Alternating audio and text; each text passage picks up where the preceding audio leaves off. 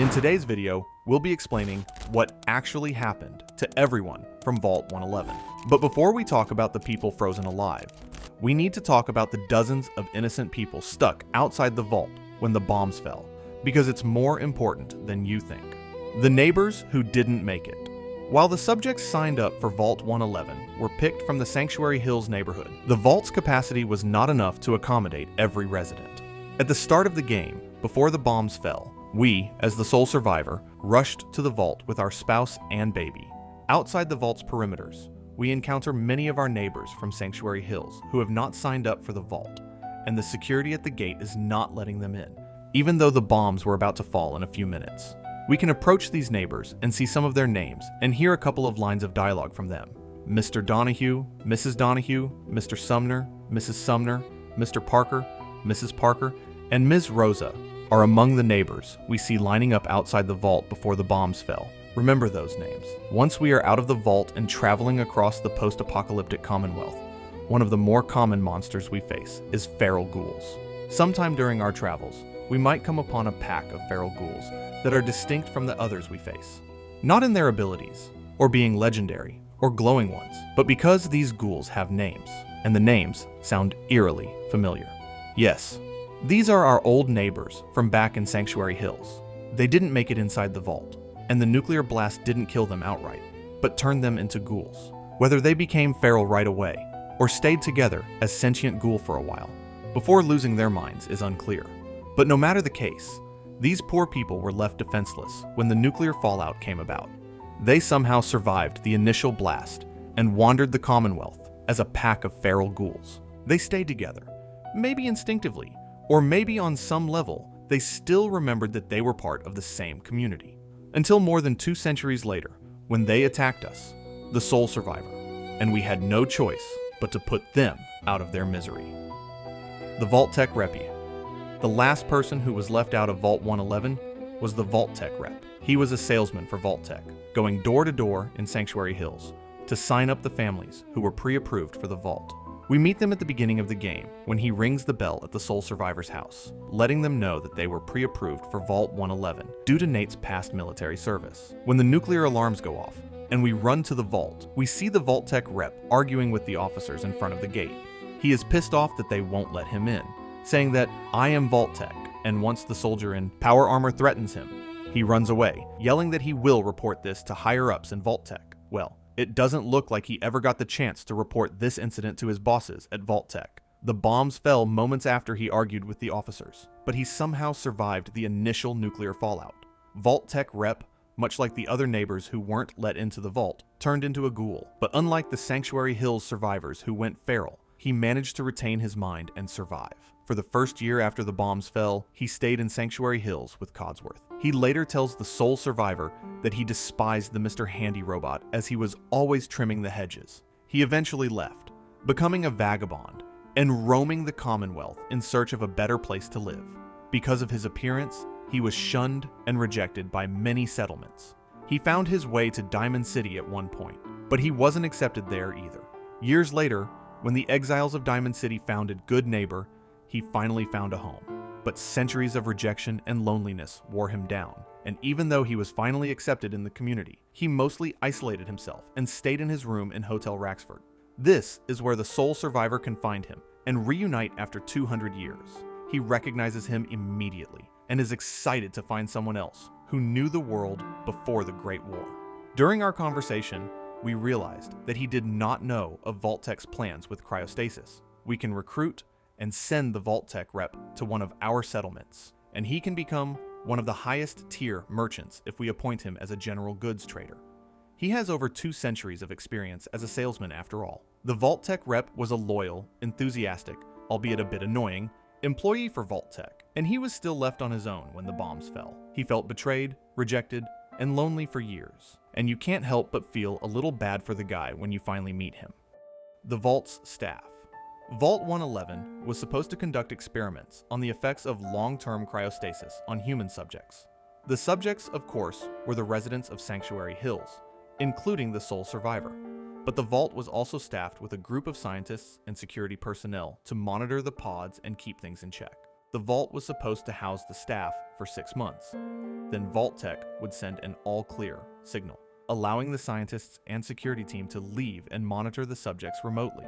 The vault was not supposed to house its staff for much longer than that, so the food and water supplies were only provided for a little over the 6-month stay. During the initial 6 months, nothing of note happened to the staff or the subjects. The terminal entries point to one instance of one of the pods malfunctioning, but the staff managed to fix the issue in time. The staff were excited to finally leave the vault once the signal came in, but the signal never came.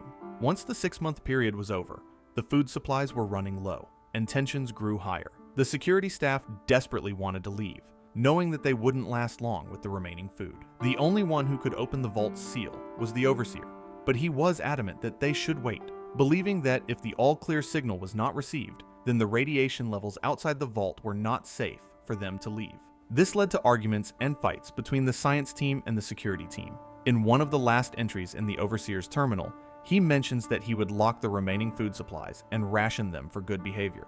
This clearly didn't sit well with the security staff, and they finally took matters into their own hands. We can see the notes from one of the security staff, Stanley, on his terminal, as they plan to leave the vault however they can. When we leave our vault, we see skeletons in lab coats strewn about the vault. We see the Overseer's remains still sitting behind his desk, holding a gun. Clearly he was no match for the security staff when they revolted, killing the scientists and using the Overseer's terminal to open the vault's doors. We don't know what happened to any of them once they left the vault. The vault was sealed again, leaving no one behind except the Sanctuary Hills residents who were frozen in time for almost 210 years. The frozen subjects.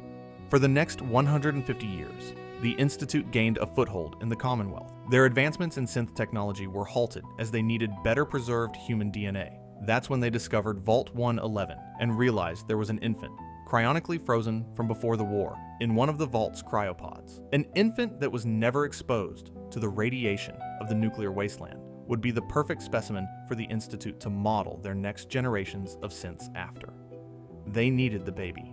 They needed to keep one of the parents alive as backup in case something happened to the baby during the experiments, and they needed to leave no trace of their operation, as the Institute was still a hidden and secret organization. That's when the Institute turned to its most trusted mercenary, Conrad Kellogg. Kellogg, with the help of another mercenary, broke into Vault 111. They opened the vault doors, came inside, and deactivated all the cryopods, unfreezing and waking up everyone inside the vault. They only unlocked the pod where Sean was in, but his parent, the sole survivor's spouse, would not give him away. Kellogg killed them, taking the baby and closing the pod. On their way out, Kellogg only reactivated the sole survivor's pod, freezing them again, which means everyone else inside the vault woke up from their cryostasis, locked in their pod with no way to get out. We can see the terminals monitoring the cryopods at the start of the game. Everyone mentions the cause of death of their inhabitants as suffocation. The people who were signed up for Vault 111 were tricked into the cryopods in the guise of being decontaminated as part of the procedure. They were frozen, unaware, for 150 years until they were woken up only to be locked in a small, sealed chamber and run out of oxygen and die of suffocation. What a horrible way to go. The sole survivor's spouse. The sole survivor's spouse, whether they are Nate or Nora, depending on the player's gender choice, was the one who reassured the sole survivor every step of the way before they were frozen. They convinced us to sign up for the vault when the Vault-Tec rep came to the door. They took Sean and ran with us when the alarm started, and they stayed positive and hopeful while we were walking down the vault, towards the pods that would seal almost everyone's fate eventually. Fallout 4 is fairly criticized for its opening sequence, as it does not develop the relationship between our spouse and us enough, and it's hard to emotionally bond with the character in such a short duration. But we can't deny that they succumbed to a tragic fate. They were told they would be in the pod for a few moments to be decontaminated. They were frozen and went unconscious, with no awareness of the passage of time. When they finally came to, a stranger with a gun opened the pod, demanding that they hand their child to him. Of course, any parent would be worried and scared, but they were powerless in that moment, before Kellogg shot them in the head and took Sean. The father, Sean. The baby, Sean, was taken from his parents after being frozen for 150 years, but biologically, he was still an infant, not even old enough to have any memories of his parents. He was taken to the Institute. His DNA was harvested and used to develop the new generation of synths. and he was raised inside the Institute. The new synths were everything that the Institute was hoping for. Androids who were indistinguishable from real humans, even to themselves sometimes. Because of Sean's role in their creation, he was nicknamed the Father and eventually became the leader of the Institute. During all this time, he still wondered about his parents. He knew one of them was killed, as he read it in reports logged inside the Institute terminals. But one of them, the sole survivor, was still alive. They were kept in cryostasis as a backup in case the Institute needed them, but the need never arose. After 60 years, Sean finally decided to do something. He infiltrated the Vault's system remotely and opened the sole survivor's pod. He wasn't there to meet his long-lost parent. He didn't send any hints or notes for them to follow. He just watched from afar, through mercenaries or other surveillance devices that the Institute had at its disposal. He was just curious to see what they would do, if they would survive, and if they would look for him. He even sent a synth version of his young self to stay with Kellogg, giving the sole survivor hope that they still have a chance of finding their son and taking care of him for the rest of his childhood. The main goal of the Institute as a faction is the progress of science and technology, not for the benefit of humanity, but for the sake of science and technology itself. Growing up in such an environment had eroded the empathy and humanity of Sean, and it's easy to see when we finally meet him in the game. Sean doesn't see the death of his parent as a loss, but as a dismissible casualty for the greater good of the Institute.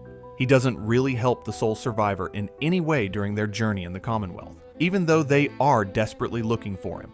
When he finally meets the sole survivor, he is not looking for a parental bond. He is looking for a successor as he is terminally ill. And if and when the sole survivor turns against the Institute and destroys it, he doesn't mourn the lost opportunity of bonding with his parent. He is sad that the Institute will not survive after him. All he cares about is his legacy.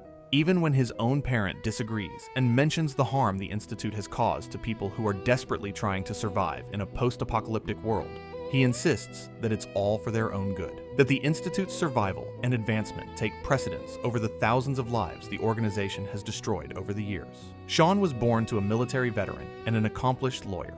If the Great War had never happened, he could have become a kind and empathetic person through his parents' guidance. Instead, he was kidnapped and brainwashed by a group of scientists who had lost their humanity long ago. So that's what he became in the end. The sole survivor. Fallout 4's protagonist, the sole survivor, walked into the pod and was frozen. He woke up for a moment, just to watch their spouse being killed and their child being kidnapped in front of their eyes, only to be frozen again. The next moment, he walked out of his cryopod into a deprecated vault. Nothing was left except corpses and giant insects that had infiltrated the vault. These 210 years felt like mere moments to the sole survivor. They are filled with panic and urgency to avenge their spouse and find Sean. When they leave the vault and go back to their half-destroyed home, the first thing they encounter is their Mr. Handy robot, Codsworth, still tending to the bushes on the sidewalk. They still don't understand the passage of time until Codsworth tells them that they have been gone for more than 2 centuries. Oh, sir, it's been just horrible. 2 centuries with no one to talk to, no one to serve. Their neighborhood, Sanctuary Hills, is completely barren, with no one else to talk to. Codsworth points them to Concord, mentioning that he saw some people in the region recently. But even there, most humans the sole survivor encounters are hostile. Raiders who open fire on them. Their whole world is flipped upside down in a short time, even more so than those who survived the nuclear fallout and saw the aftermath and changes in the wastelands over time. They finally gather their bearings. They go to Diamond City after Mama Murphy points them in that direction, and with the help of Nick Valentine, they track down and kill Kellogg. They explore Kellogg's memories and discover where Sean was taken and how to get to the Institute. With the help of either the Minutemen, the Brotherhood of Steel, or the Railroad, they build a teleportation device, hijack the Institute's signal, and go inside the Institute. All of this effort just to come face to face with the Father. It's only then that they realize 60 years had passed since they witnessed the murder of their spouse. For 60 years, Sean had grown and lived inside the Institute, raised by their skewed morals, and now leading the organization that is continuously committing devastating acts against the people of the Commonwealth. Even in an evil playthrough, where the sole survivor sides with the Institute, their reunion with Sean isn't a heartwarming familial event. It's a transfer of power, rather than a parent-son relationship. But if we side with any other faction, Meeting Sean and realizing what he has done over the years feels like a betrayal. We came here to rescue our son, but he was long gone. If the sole survivor destroys the Institute, the father does leave them a parting gift, the child's synth version of himself. This feels like a mockery of humanity and a missed childhood if we view synths as just machines. And it feels bittersweet if we believe in the railroad's cause and think synths are more than that. In the end, no matter the choice we make, the sole survivor can't save their son. They do face Kellogg and take their revenge against the person who killed their spouse. Their life is changed forever, even more so than what the nuclear bombs did to them in the first place. If you enjoyed this video and want to see what actually happened to the Enclave after the war, click the video on screen.